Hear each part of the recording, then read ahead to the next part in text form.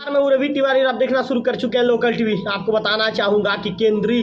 मंत्री नितिन गडकरी जी, केंद्रीय परिवहन मंत्री नितिन गडकरी जी के घोषणा के बाद कहीं पूरे क्षेत्र में एक अलग ही तरह का हर्ष देखा जा रहा है। केंद्रीय मंत्री ने जैसे ही मदांगमुड़ा से लेकर झरिया बहारा तक 2 लेन सड़क की स्वीकृति देने की बात उनके द्वारा कही गई है, उनका जो बयान आया है उनके बयान के बाद से क्षेत्र के लोगों में काफ़ी उत्साह देखा जा रहा है। लोग अपने व्हाट्सएप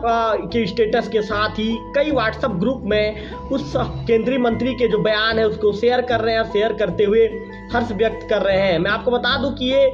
काफ़ी वर्षों पुरानी मांग है और इस मांग को लेकर क्षेत्र के लोग लंबे समय से संघर्ष करते आ रहे हैं कि ये मांग पूरी होनी चाहिए। क्योंकि मैं आपको बता दूं कि झरिया बहारा से मदांगमुड़ा से झरिया बहारा तक 1 लेन की सड़क होने के चलते आए दिन यहाँ पर जो सड़क दुर्घटना घटित होता है और लोग अकाल मौत की आगोश में समा जाते हैं। कई बार ये 1 वे सड़क होने के चलते कई बार जो दुर्घटनाओं का जो मेन प्रमुख कारण होता है ये सड़क होता है। मैं आपको बता दूं कि सड़क के दोनों तरफ जो पटरी बनाई गई है, पटरी में भी लगभग 1.5 से 2 इंच का जो गड्ढा बन गया है, जिसके चलते जब वाहन यहाँ से होकर गुजरती है तो वाहनों का जो टायर का जो बिट है यहाँ फंस जाता है और लोग दुर्घटनाओं के शिकार हो जाते हैं। मैं आपको बताना चाहूँगा कि इसी क्रम में केंद्रीय मंत्री के द्वारा सड़क की स्वीकृति देने की बात कहने के बाद बिंद्रानगर क्षेत्र के जो विधायक हैं जनक ध्रुव जी का एक बयान सामने आया है। जनक ध्रुव जी ने कहा है कि केंद्रीय मंत्री ने जो घोषणा जो स्वीकृति देने की बात कही है, उन्होंने ये कहा है कि लंबी वर्षों पुरानी मांग थी। ये उन्होंने ये कहा है कि ये लगभग 20 साल पुरानी मांग थी।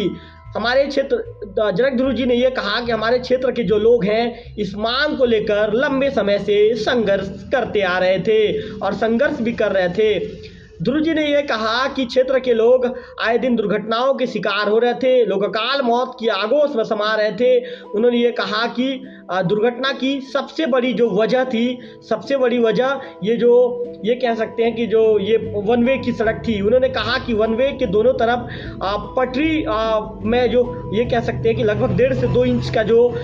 गड्ढा बन गया था, जिसके चलते लोग दुर्घटनाओं के चाहे वो 4 पहिया वाहन हो या 2 पहिया वाहन के जो लोग हैं दुर्घटनाओं के शिकार हो रहे थे। आगे विधायक जनक ध्रुव जी ने ये कहा है कि एक जनप्रतिनिधि के नाते वे भी चाहते हैं कि इस काम को जल्दी से जल्दी अमली जामा पहनाया जाए और ज़मीनी स्तर पर ये काम जल्दी से जल्दी शुरू होना चाहिए। विधायक जी ने कहा है कि ये जो सड़क है उड़ीसा से होकर लोग उड़ीसा तक जोड़ने वाली ये सड़क है। जब ये सड़क बन जाएगी तो उड़ीसा के साथ ही देवभोग, झाकरपारा, घोरापदर के लोगों को जिला मुख्यालय के साथ ही राजधानी रायपुर तक आने में परेशानी का सामना नहीं करना पड़ेगा। विधायक जनक ध्रुव जी ने क्या कहा है, अब सुनिए लोकल टीवी पर उनकी बाइट।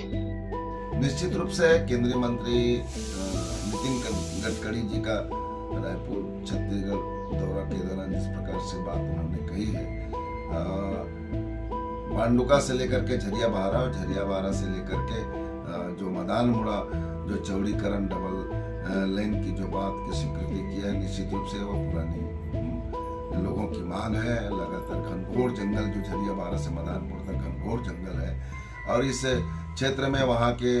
लोगों को काफ़ी कठिनाइयों का सामना करना पड़ता है। कई बार दुर्घटना भी घटी है और उसके बन जाने से